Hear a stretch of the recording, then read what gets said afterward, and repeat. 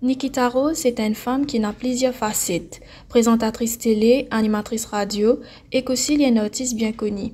Dans sa petit coin sur la vie, ce langue maternelle trouve une place bien importante parce que c'est ça même qui fait l'IN mauricien.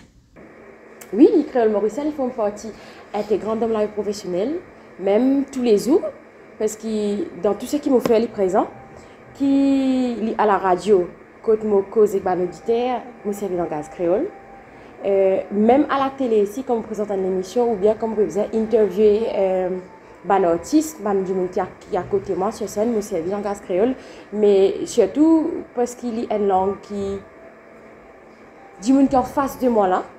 Il est plus à l'aise pour répondre moi, il comprend, nous à l'aise pour partager, pour découvrir l'un l'autre, pour découvrir surtout une bonne anecdote, parcours musical, les autres carrières, enfin tout ce qui est là, il a pour partager avec moi et qui m'a vous a fait transmettre l'écran public.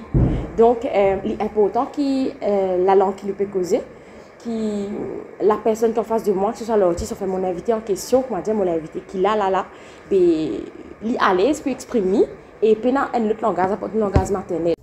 Tigi Tigi, créole Pétrou se place dans l'univers médiatique mauricien, surtout dans l'émission télévisée.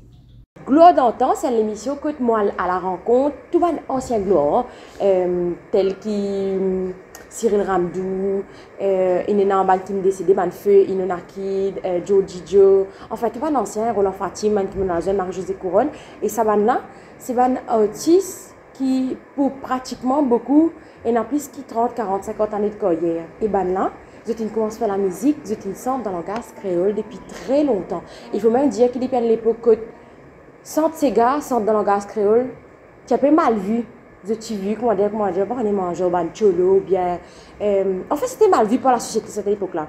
Mais moi, mon mari est admirable devant ça, du monde là, parce que je t'amène quand même un combat, un vrai combat qui.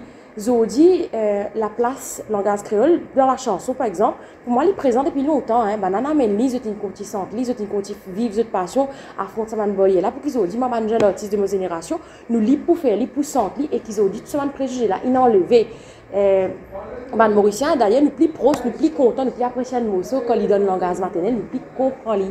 Et moi me trouve de plus en plus dans les médias qui créole, la place créole, il peut venir de plus en plus parce qu'il y a beaucoup d'émissions, pas seulement ici, sur tous les autres médias qui dans la langue maternelle. Et je pense que c'est une suite logique, hein, c'est tout à fait logique.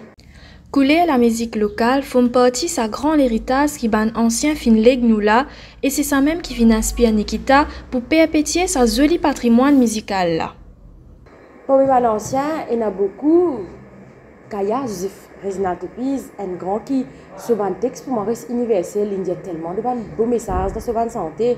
Et il faut dire que je suis bien riche dans même ce langage créole. Même maintenant, je suis servi longtemps. Nous cause ces gars comme Jean-Claude Gaspard, je suis arrivé à faire une métaphore dans ce gars. Comment dire, pour expliquer une situation, mais il me trouve très intelligent. Il y a beaucoup de ces gars, beaucoup de chansons, pas que ces gars, beaucoup d'artistes qui n'inspirent comme ça. Pour les anciens, là, ils quittent l'héritage musical mauricien et non pour nous. Lenoussi participe dans sa première comédie musicale créole là.